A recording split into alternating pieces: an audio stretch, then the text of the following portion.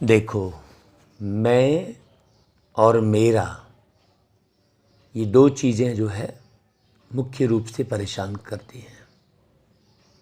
मैं और मेरा, ये दोनों को ख़त्म करना आसान नहीं है। ये कई बार मेरा शब्द तो ख़त्म हो जाता है, एक आदत बन जाती है सब कुछ बाबा तेरा, लेकिन सूक्ष्म में वो रहता है मेरा, लेकिन मैंपन समाप्त होना बहुत मुश्किल होता है।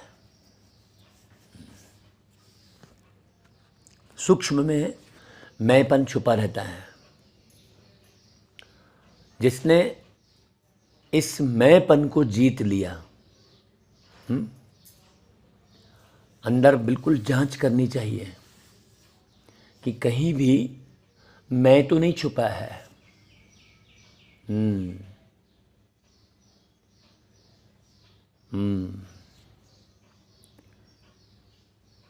आत्म अभिमानी और देह अभिमानी, दोनों में अंतर मुख्य पढ़ाई है। आत्म अभिमानी और देह अभिमानी। तो पॉइंट निकालने चाहिए, किसको किसको देह अभिमान कहेंगे और किसको किसको आत्म अभिमान कहेंगे। जैसे मैं थक गया जैसे कहा, ये भी देह का भान है, क्योंकि आप आत्मा तो बड़ी शान से यहाँ बैठे ही हो, शरीर से कर्म करा रहे हो, तो शरीर थकेगा।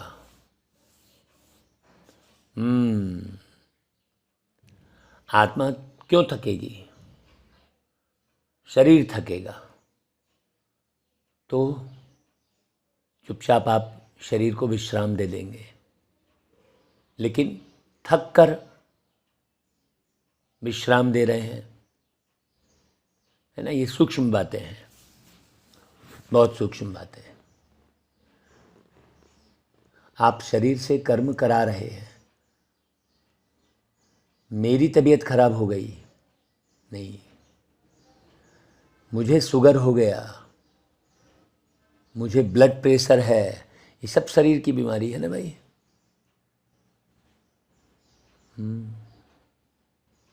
है ना भाई, ये सब सूक्ष्म बातें हैं।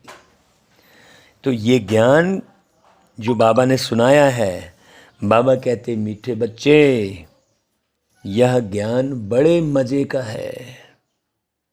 तुम हर एक अपने लिए कमाई करते हो। कमाई किसे कहेंगे भाई? आपने कोई भी वस्तु खरीदी अपने पसंद की, तो आपको खुशी होती है ना भाई। आपने धन कमाए तो आपको खुशी होती है। मतलब किसी भी कार्य की परिणति यदि खुशी है तो वो कमाई है, और दुख है तो वो कमाई नहीं कहलाएगी भाई। तो कमाई का अर्थ क्या हुआ? मनुष्य हमेशा कमाई का अर्थ स्थूल धन दौलत से ले लेता है। आपने बंगला बनाया और खुशी नहीं है आपको, क्यों? क्योंकि आपने बेईमानी करके, लूट मार करके बनाया, तो वो खुशी कहाँ से रहेगी भाई? आपको पता है कि आपने किस तरीके से कमाया, तो खुशी ही कमाई है। तो इस ज्ञान में कितनी खुशी होती है। जब आप आत्माभिमानी स्थिति में रहेंगे तो खुशी होगी, और देह का भान आएगा तो दुख होगा। बाबा कहते हैं कि किसी भी देहधारी से संबंध मत रखो। मतलब जिसके अंदर देह भान है, देह का अभिमान है। एक है देह भान और दूसरा है देह का अभिमान। देह का अभिमान में वो व्यक्ति लड़ेगा, झगड़ेगा, है ना। देह के अभिमान में उसको अपनी शारीरिक शक्ति का अभिमान होता है। और एक देह का भान किसे कहेंगे? मैं बूढ़ा हो गया है। और अपने युवापने का भान, उसे देह का भान कहेंगे। तो देह भान और देह अभिमान बहुत अच्छी रीति समझना भाई। तो बाबा कहते हैं हाँ, तुम्हें और किसी का भी ख्याल नहीं करना है। मतलब देखो, किसी के भी ये फलाना बहुत अभिमानी है, कैसे ख्याल नहीं करना है? किसी का भी ख्याल नहीं करना है बोले तो आदमी एक दूसरे का ख्याल करना ही बंद कर दिया। नहीं, ज्ञान की बात है यहाँ पर। तुम्हें और किसी का भी ख्याल भी नहीं करना है। मतलब किसके अंदर कितनी बुराई है, कितनी अच्छाई है, ये सब झमेले में मत पड़ लो कि कौन कैसा अच्छा है, कैसा खराब है। अपनी इस देह को भी भूल कमाई में लग जाना है। आत्म स्मृति में रहना, आत्मीय स्थिति बनाना, भ्रुकुटी के बीच ही बैठे रहना हमेशा, यहाँ से बाहर नहीं जाना, मन को नहीं भगाना, बुद्धि को कहीं इधर उधर नहीं फंसाना। ये बुद्धि उलझ जाती है। जनरली मनुष्य कब तकलीफ महसूस करता है? जब बुद्धि उलझ जाती है। उलझन कहाँ होती है? बुद्धि में ही। तो अविनाशी कमाई करने की विधि क्या है भाई? कितनी सुंदर बात है, ध्यान से सुनना भाई। इस कमाई से वंचित कौन रह जाता है? यह अविनाशी कमाई करने के लिए रात को वह अमृत वेले जागकर प्यारे बाबा को याद करते रहो। कशिश होनी चाहिए बाबा की। हाँ, आपने देखा होगा रात को जैसे ही सोने गए तो बाबा की याद के कारण नींद नहीं आ रही है। कितना मीठा बाबा, कितना प्यारा बाबा। जानकी दादी कहती बाबा तो इतना मीठा, ऐसा लगता है तेरे को खा जाऊं, ऐसा बोलती है दादी। देखो और क्या करो? विचार सागर मंथन करो। क्या शब्द जोड़ा बाबा ने? विचार सागर। क्यों? ये विचारों में ही है। हाँ, विचारों में ही जो है बहुत उफान होते हैं। विचारों में ही उफान होते हैं। तो आप मंथन करो और क्या करो? उसमें से शुद्ध, जैसे मथते हैं तो मक्खन निकलता है, दही को मथते हैं तो मक्खन निकलता है हल्का, तो मथो। ऐसा नहीं है कि आपके अंदर श्रेष्ठ विचार नहीं आएंगे, आप मथो तो सही। मंथन करो अच्छे से, किस बात का क्या अर्थ है, कैसा जीवन है। कई तो बस ऐसे ही हाँ ठीक है, चाहे जो सोच लिए, चाहे जो कर लिए, चाहे जो बोल लिए, जैसे भी चल लिए, अरे चलता है, ऐसा कह दिए। नहीं, कमाई में कभी उबासी या नींद नहीं आती। जिसने इस अलौकिक कमाई को समझ लिया कि अभी जो हम संगम युग में जमा करेंगे, उसी आधार पर हम 21 जन्म हमारा बहुत शांति और सुख से भरा हुआ जीवन होगा। तुम चलते फिरते भी बाबा की याद में रहो तो हर सेकंड कमाई है। तुम्हें इंडिपेंडेंट अपने लिए कमाई करनी है। देखो बार बार बाबा कह रहे हैं दूसरे को नहीं देखना है, क्योंकि जैसे ही तुम दूसरे को देखते हो वैसे ही ध्यान तुम्हारा बढ़ जाता है। अपने लिए कमाई जमा करना है। आत्मस्थिति में रहो, बाबा की किरणें लेते रहो। बाबा, मुझ आत्मा में बाबा की शक्ति भरती चली जा रही है। बाबा की किरणों के नीचे हमेशा रहो, छत्र छाया। बाबा की छत्र छाया में रहो, बाबा की बातें करो। जो उस विनाशी कमाई के लोभ में ज़्यादा जाते वह इस कमाई से वंचित हो जाते हैं।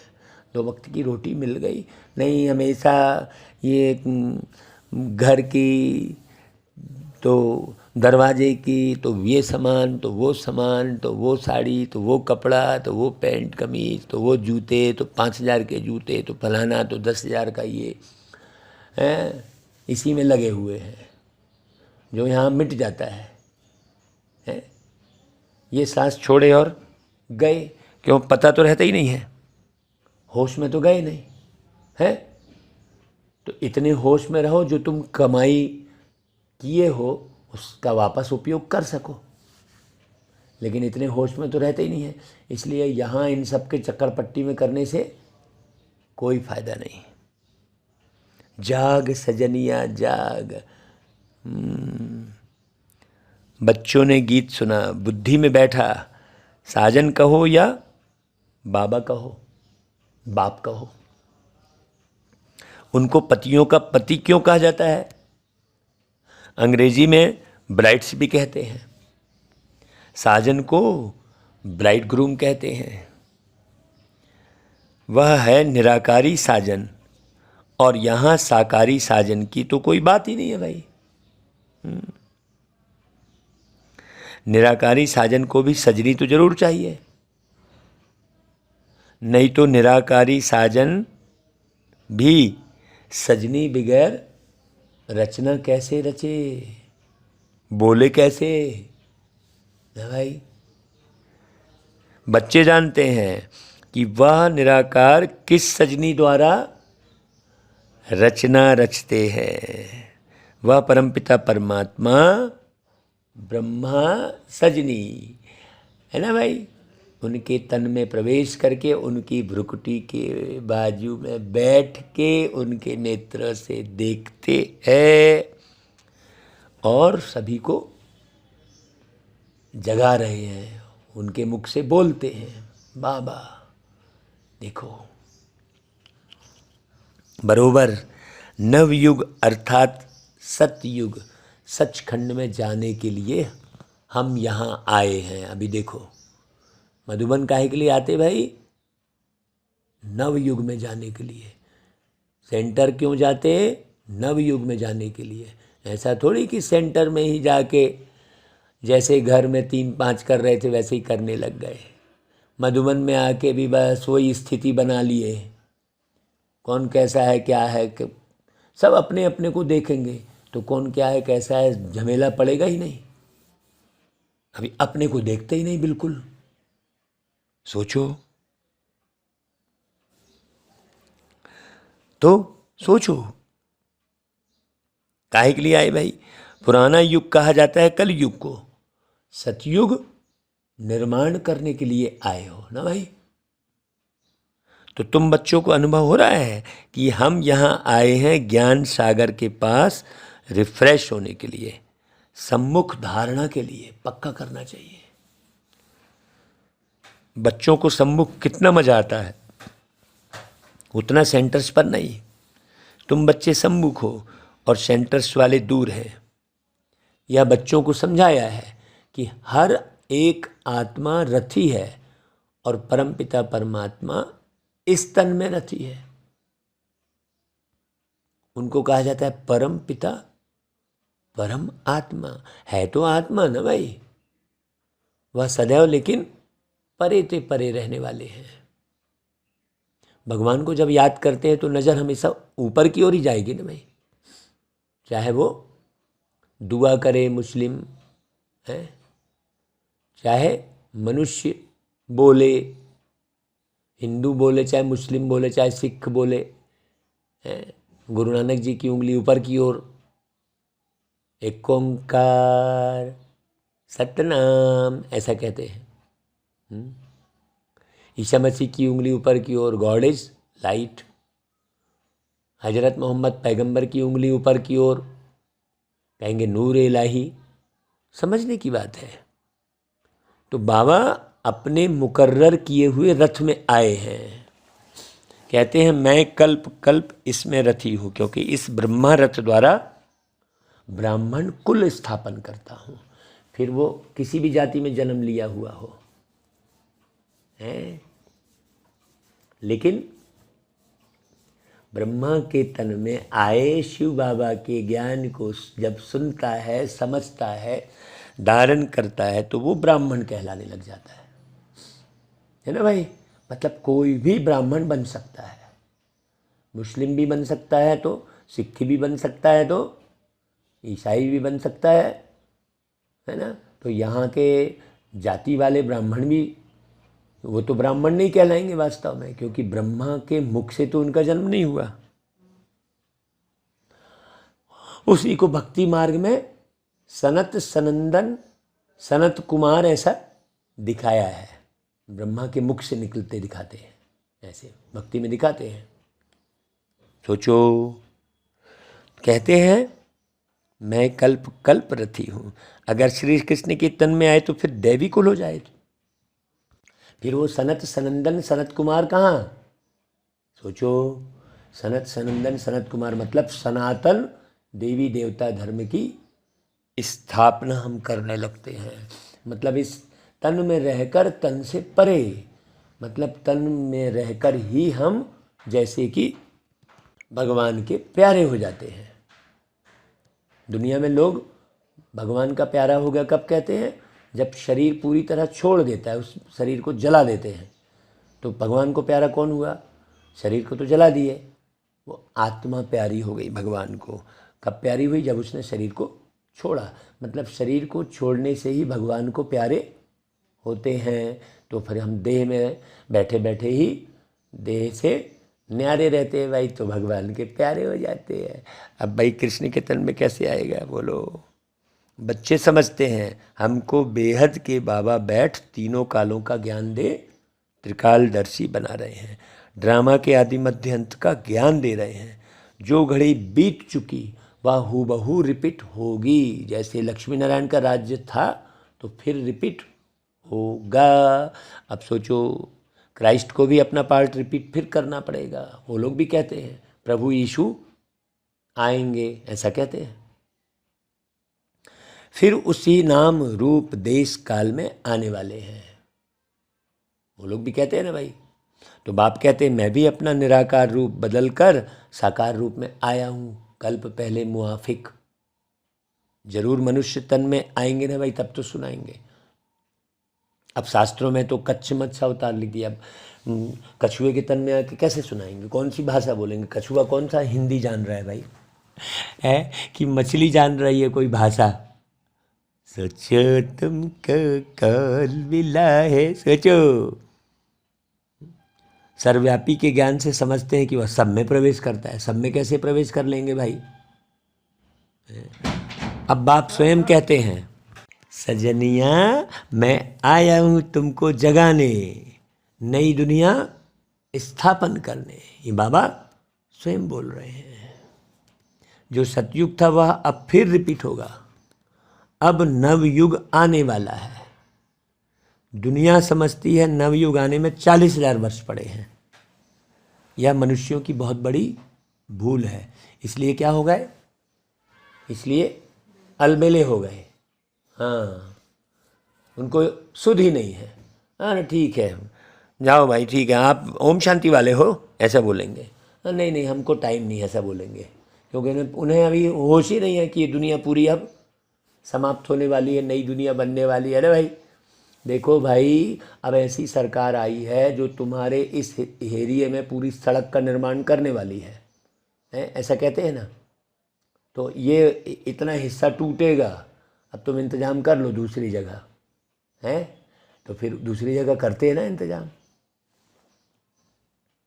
उनको पता रहता है तो, और जिनको पता नहीं है वो गया है।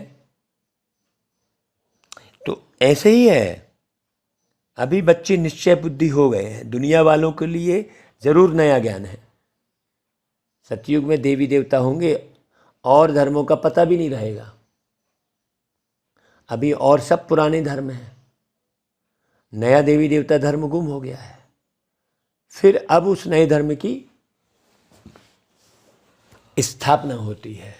मतलब दिव्यता धारण करो, क्योंकि दिव्यता धारण किए हुए लोग ही इस धरती पर रहेंगे, बाकी कोई रहेगा नहीं है।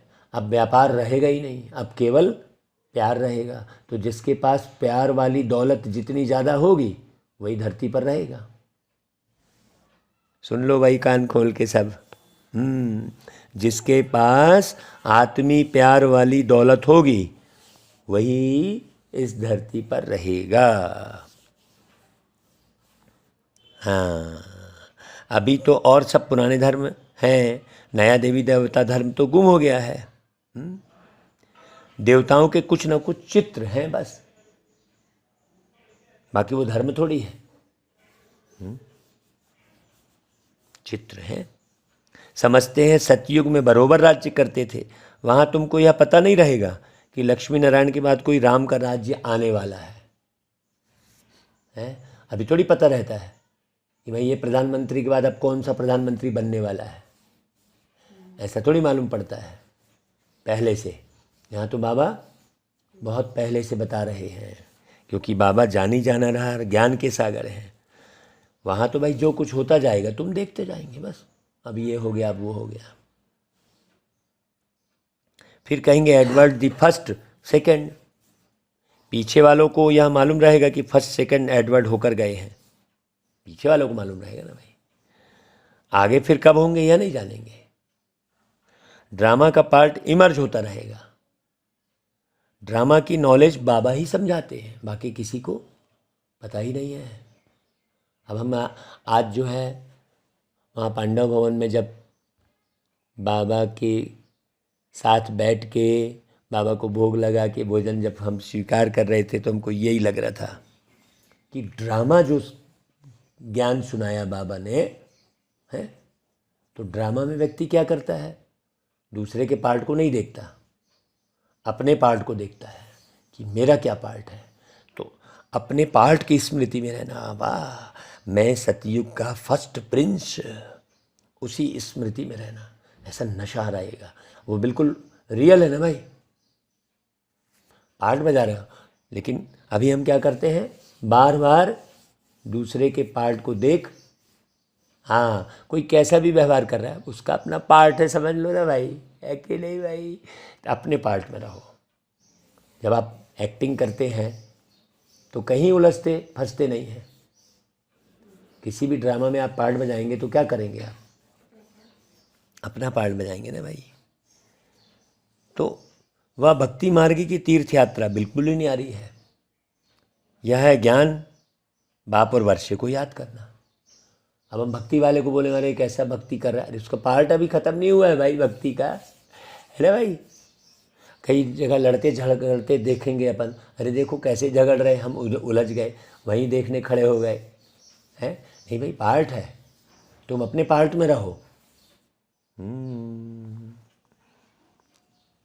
तो अभी तुम जानते हो सतयुग में इतना समय राज्य होगा, फिर त्रेता में राम सीता राज्य करेंगे। बच्चों को सीनरियाँ देखने में आती हैं। पूरा ये संगम युग जो है ना, पूरे कल्प को देखने का युग है। सारे युग देखो तुम बैठ के। तुमने 84 जन्म पूरे किए, यह बुद्धि में है, यह है नई नॉलेज। अपने जन्म याद आने चाहिए, तब तो तुम होश में रहे कहलाए। इसके पूर्व में क्या रहे होगे ये थोड़ा सा गौर करो। फिर उसके पूर्व में क्या रहे होगे, फिर पहले जन्म क्या रहे होगे, है ना भाई। ऐसे करते करते आप पहले जन्म तक पहुंच जाओगे। बाबा कहते हैं मैं कल्प के संगम युग पर आता हूँ। इस संगम पर परमपिता परमात्मा रथी बने हैं। हम रथी आत्मा को वापस ले जाने, हम सब रथी हैं। अपने को आत्मा समझना है। तुम बच्चे घड़ी घड़ी भूल जाते हो, हम आत्माओं ने 84 जन्म का पार्ट बजाया है। अब बाबा आए हैं, हमको सारा राज समझाते हैं, कैसे कैसे तुमने पार्ट बजाया। ये ज्ञान तो कहीं था ही नहीं। राम राम रटे पड़े थे, राधे राधे रटे पड़े हैं, अपने पार्ट को समझ ही नहीं रहे। देखो वाला लग खुद को जान रहे हैं। सोचो जरा, सोचो। कितनी खुशी होती है बाबा की मुरली सुनकर। पूरा राज समझ गया। पतित से आप समान पावन बनाते हैं प्यारे बाबा। हमको सारा राज समझाते हैं। यह बेहद के एक ही बाबा हैं जो बच्चों को आप समान बनाते हैं, बाकी कोई नहीं बनाता आप समान। हाँ, यहाँ पर कोई मुख्यमंत्री बन जाएगा तो दूसरे को सीट पर बैठने का ख्याल भी नहीं रखेगा। वो सोचेगा जब तक जितना ज़्यादा लंबे समय तक मैं बैठूं, जिंदा रहूं, तब तक मैं इस कुर्सी को छोड़ो ही ना, है। और बाबा कहते हैं बच्चे मैं तो सेवाधारी हूँ, विश्व के मालिक हैं, पूरी धरती पूरी कायनात उनके कंट्रोल में है, लेकिन फिर भी मालिक नहीं समझते। सोचो।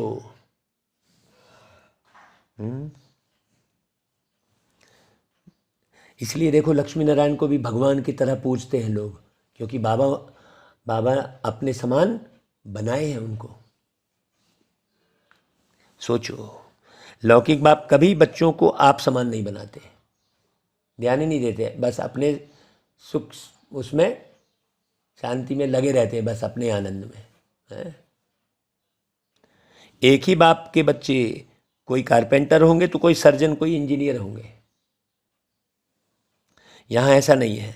यहाँ तुम सभी मनुष्य से देवता बनते हो। तुम बैरिस्टर सर्जन आदि नहीं बनते हो, जरूरत ही नहीं है वहाँ पर। तुम जानते हो परमपिता परमात्मा हमको पढ़ाते हैं जिससे हम पढ़कर सो देवता बनते हैं। ऐसा स्कूल कहाँ भी नहीं देखा होगा जो सब कहें हम सो देवता पद पाने के लिए पढ़ रहे हैं। दिन प्रतिदिन वृद्धि होती रहती है, फिर मकान भी वृद्धि को पाते जाएंगे। बच्चों का प्रभाव निकलेगा तो बहुत बुलाएंगे। यहाँ आकर हमको मनुष्य से देवता बनाने का राजयोग सिखाओ, बहुत वृद्धि होती जाएगी। बाबा फिर भी बच्चों को कहते हैं रात को अथवा अमृत बेले जागो, इसमें बहुत कमाई है। भाई मनुष्य जो बहुत कमाई करने के शौकीन होते हैं उनको रात को भी ग्राहक मिल जाते हैं तो जागते हैं। मनुष्य को संपत्ति 24 घंटे मिल जाए तो अपनी नींद भी फिटा देते हैं। कमाई में फिर नींद नहीं आती, कमाई नहीं होती तो फिर उबासी नींद आ जाती है। कमाई में बहुत खुशी होती है। ऐसे हमने कहा भाई कि ये जो म्यूजिशियन है हमारे, इनको हम कहेंगे भाई रात के तुमको 10,000 मिलेंगे तो रात भर जाग जाएंगे, बजाएंगे रात भर, हैं। और वैसे क्या कहेंगे, नहीं भी हमको सोना है कहेंगे। अगर तुम उनको कमाई का नहीं दिखाओगे तो सोना है कहेंगे, नींद आएगी कहेंगे, है ना भाई। नहीं तो रात भर बजाएंगे, जगराता करते हैं ना। सोचो, कमाई में बहुत खुशी होती है। तो जब ये मालूम पड़े कि बाबा की मुरली से 21 जन्मों की कमाई है तो फिर बाबा को कोई छोड़े ना, बिल्कुल। लेकिन ये पक्का नहीं होता है, इसलिए रात को नींद आती है, इसलिए अमृत बेले नींद आती है, आंखें टप टप बंद होती हैं, क्योंकि आत्मा को कमाई का पता नहीं लगा है। इसलिए बाबा के पास बैठने का दिल नहीं होगा, क्योंकि कमाई का पता नहीं है। इसलिए बाबा के पास जाके बैठे ऐसा मन उछाल थोड़ी खाएगा। खाने पीने और लड़ने झगड़ने में ही मनुष्य समय बिता देता है। वो है ना भाई, लड़ना मरना निद्रा भोजन नर और पशु में एक समान। तो मनुष्य वास्तव में जानता ही नहीं है कुछ भी। तो बाबा कहते हैं कमाई में बहुत खुशी होती है। हाँ, पैसे बढ़ाने का ही मनुष्य प्रयत्न करते हैं कि हम सुखी रहें, बाकी पेट तो एक पाव रोटी ही मांगता है। तुम बच्चों को इस दुनिया में ममत्व नहीं रखना है, ज़्यादा लोभ में नहीं जाना है। उसमें भी बुद्धि योग भागता है, फिर अविनाशी कमाई से वंचित हो जाते हैं। जनरली व्यक्ति उसी की चिंता करता है, कितनी मिले, कितनी कमाई हुई भाई, इतने दिन अपन ने वहाँ ये किया, कितना पैसा बचा, बस उसी में बुद्धि जाएगी। ये सोचना चाहिए कि बाबा हमें 2 वक्त की रोटी खिला रहे हैं और बाबा की याद से हम आत्मा को सतो प्रधान बनाने का पुरुषार्थ करें। आत्मा को सतो प्रधान बनाएंगे तो फिर आप आत्मा सतयुग में आएंगे। सतयुग है सतो प्रधान, त्रेता युग है सतो समान, है ना भाई। द्वापर युग है रजो प्रधान, कलयुग है तमो प्रधान। ये है सत रज तम का गायन है सब जगह, समझना चाहिए। तो बुद्धि योग इधर उधर भागेगा तो अविनाशी कमाई नहीं हो पाएगी। नहीं तो इस कमाई का बहुत ख्याल रखना है। तुम्हारी कमाई सेकंड बाय सेकंड है। देखो बाबा इशारे दे रहे हैं, हर सेकंड तुम्हारी कमाई है। कितना वो रहना चाहिए। फिर अगर चलते फिरते बाबा को याद करो तो और बहुत भारी कमाई है। और कमाइयाँ ऐसे चलते फिरते होती हैं क्या? सोचो भाई, सुख शांति ही तो कमाएंगे, चाहे वो बिल के चाहे जितना भी करोड़ों कमाएं, लेकिन बाद में उनको चाहिए क्या? सुख शांति ही तो चाहिए। और वो शांति यदि बाबा की याद में मिल रही है तो फिर और क्या करना है? वो सुख बाबा की याद में मिल रहा है तो यह तो वंडरफुल कमाई है। इंडिपेंडेंट अपने लिए कमाई करते हो। लौकिक बाप को बच्चों का ख्याल रहता है, बच्चे सुखी रहें, खाते रहें, है ना भाई। इनमें तो फिर बाल बच्चों का भी ख्याल नहीं रहता है। अपने लिए 21 जन्मों की कमाई करें। कैसा मज़े का ज्ञान है। हर एक बच्चे को अपने लिए कमाई करनी है। बाल बच्चे मित्र संबंधियों को भी याद नहीं करना है। हाँ, तोड़ निभाना है। अपनी देह को भी याद नहीं करना है, देह को भी। ऐसी विदेही बनना। बाबा को भले इस देह में आना पड़ता है, परंतु है तो देही अभिमानी।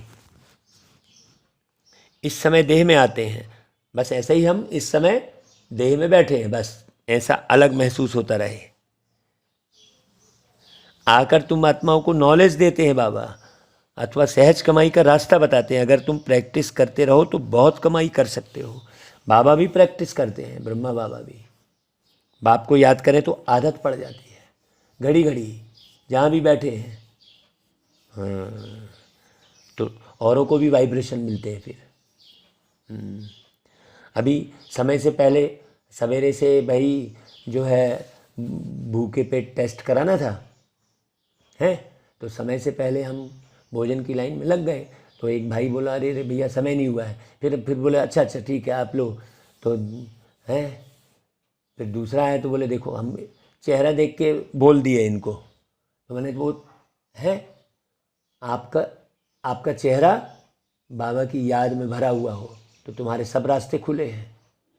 लेकिन वैसा व्यक्ति पुरुषार्थ करे तो है भाई। ये चेहरा देख लिया हमने, फिर आपको भी देख लिया, ऐसा कह रहा था वो है। तो अपने को भूल शिव बाबा याद रहता है, क्योंकि शिव बाबा की इनमें प्रवेशता है। यह बाबा समझता है मैं ब्रह्मांड का मालिक हूँ। लौकिक बाप के बच्चे को रहता है ना कि हम बाप की मिल्कियत के हकदार हैं, तो इस ब्रह्मा बाबा को भी रहता है कि हम ब्रह्मांड के मालिक हैं। और फिर जब बाप दादा याद रहे तो फिर अपनी स्थिति तो और ऊंची है ना भाई। सोचो बाबा की प्रवेशता है ना भाई, तो वह नशा रहता है हम ब्रह्मांड के मालिक हैं, प्रॉपर्टी का भी मालिक हूँ। शिव बाबा खुद तो विश्व का मालिक नहीं बनते हैं। मैं ब्रह्मांड का मालिक तो विश्व का भी मालिक बनता हूँ। बाबा सिर्फ ब्रह्मांड का मालिक है, तुम भी विश्व के मालिक बनते हो ना। राजा चाहे प्रजा, समझते हैं हम विश्व के मालिक हैं, वहाँ और कोई देश तो होता नहीं। यह समझने से भी खुशी का पारा चढ़ रहेगा। गाया हुआ भी अतीन्द्रिय सुख पूछना हो तो गोपी बल्लभ के गोप गोपियों से पूछो। बल्लभ बाप को कहा जाता है। बल्लभ को तो विश्व के मालिक पने का सुख पाना नहीं है, तो सेवा करते और चले जाते हैं। देखो भला बाबा बाप कितना ऊंचा उठाते हैं। यह ब्रह्मा भी कहते हैं मैं भी अपने को ब्रह्मांड का मालिक समझता हूँ। सारी दुनिया में यह कोई भी समझ नहीं सकते कि मैं ब्रह्मांड का मालिक हूँ। ऐसे नहीं कि ब्रह्म में लीन हो जाएंगे। कहाँ ब्रह्म में लीन होना और कहाँ ब्रह्मांड का मालिक बनना, बहुत फर्क है ना भाई। सोचो, तुम जानते हो बाबा हमको विश्व का मालिक बनाते हैं। कोई मिटना थोड़ी है, बनना है? लीन हो गए माने मिट गए। बाबा खुद कहते हैं, जागो सजनिया, मैं हर एक बात तुमको नहीं समझाता हूँ। क्या तुम ब्रह्मांड के मालिक नहीं बने थे? देखो बाबा कितने प्यार से पूछ रहे हैं। फिर पाठ बजाया, अब फिर तुम ब्रह्मांड के मालिक बनते हो, फिर तुम विश्व के मालिक बनने वाले हो। यह याद स्थायी रखनी है। नशा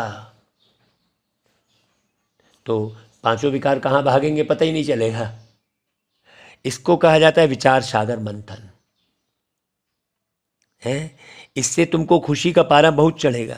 यह तो निश्चय करना चाहिए कि यह हमारे बाप है ना भाई। बाप के सिवाय ऐसी बातें कोई समझा ही नहीं सके। दिल में नोट करना चाहिए। यहाँ नोट्स लेते हैं स्मृति में रखने के लिए, फिर यह काम नहीं आएंगे। कागज में तुम नोट्स रखे है ना तो ये वाले नोट काम आएंगे, ना ये नोट्स काम आएंगे। बैरिस्टर के पास बहुत किताब रहते हैं, शरीर छूटा खलास, है ना भाई। वो तो किताब पढ़ पढ़ के बोलते रहते हैं। बुद्धि में रहना चाहिए।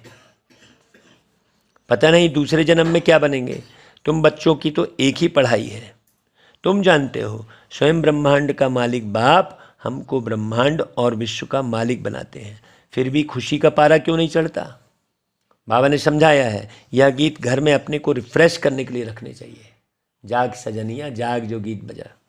कोई समझते हैं ज्ञान में आने से हमको घाटा पड़ा है। घाटा फायदा तो पुरानी दुनिया में है ही भाई, है।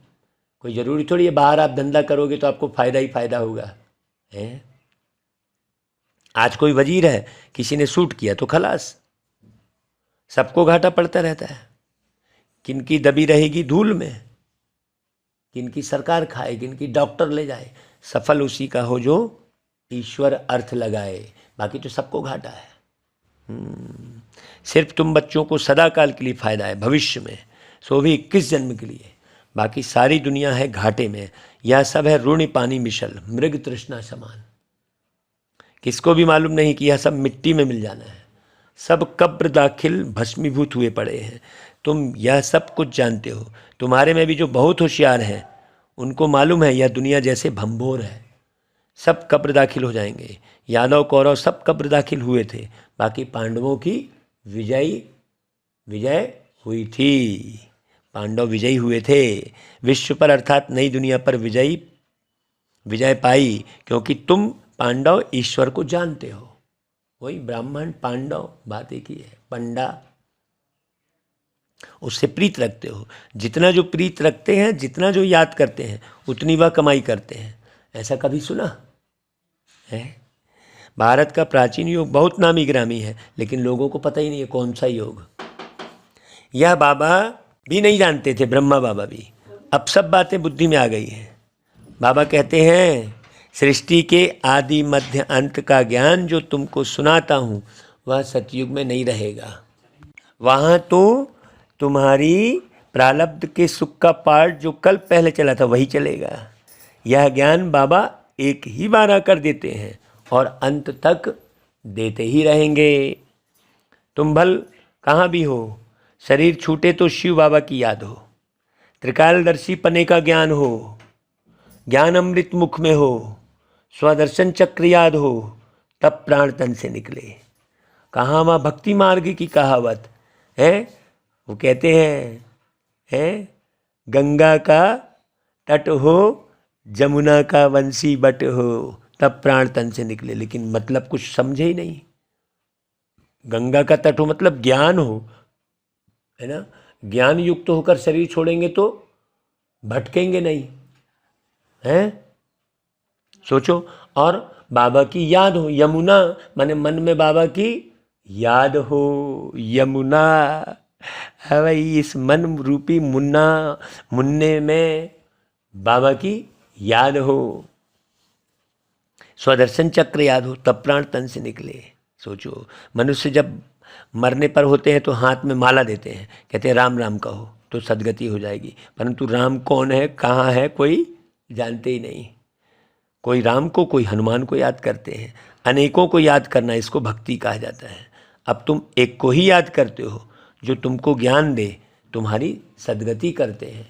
उन निराकार बिंदु रूप बाबा को बिंदु बन के याद करते हैं, बिल्कुल न्यारे प्यारे होकर। अच्छा भाई, मीठे मीठे सिकिलदे बच्चों प्रति माता पिता बाप दादा का याद प्यार और गुड मॉर्निंग। रूहानी बाबा की रूहानी बच्चों को नमस्ते। अच्छा भाई, धारणा के लिए मुख्य सार, स्थायी खुशी में रहने के लिए विचार सागर मंथन करना है। नशे में रहना है कि हम ब्रह्मांड और विश्व के मालिक बनने वाले हैं। कब रहेंगे वो नशे में? जब इस ब्रह्मांड, ये इसको भी कहते हैं ब्रह्मांड, इससे परे रहेंगे, इस मुंडी से, सीधी सी बात, इस मुंडी से परे रहेंगे। मुंडी को ही देखते बैठे हैं, नहीं है ना भाई। दूसरी पॉइंट, एक बाप से सच्ची प्रीत रख कमाई करनी है। हम आत्मा इस देह में रथी हैं, रथी समझ देही अभिमानी बनने का अभ्यास करना है पूरे समय। पूरे समय मैं आत्मा अलग यहाँ पर भ्रुकुटी के बीच बैठी हूँ। अच्छा भाई, वरदान, नए ते नए ऊंचे ते ऊंचे संकल्प द्वारा नई दुनिया की झलक दिखाने वाले श्रेष्ठ आत्मा भाव। नया दिन नई रात तो सब कहते हैं, लेकिन आप श्रेष्ठ आत्माओं का हर सेकंड, हर संकल्प नए ते नया, ऊंचे ते ऊंचा, अच्छे ते अच्छा रहे तो चारों ओर से नई दुनिया की झलक देखने का आवाज़ फैलेगा और नई दुनिया के आने की तैयारी में जुट जाएंगे। जैसे स्थापना के आदि में स्वप्न और साक्षात्कार की लीला विशेष रही, ऐसे अंत में भी यही लीला प्रत्यक्षता करने के निमित्त बनेंगी। अच्छा भाई, स्लोगन, मायाजीत बनना है तो एक बाप को ही अपना कंपेनियन बनाओ और उसी की कंपनी में रहो। हाँ, और इधर उधर कंपनी मत ढूंढो। अच्छा भाई, ओम शांति।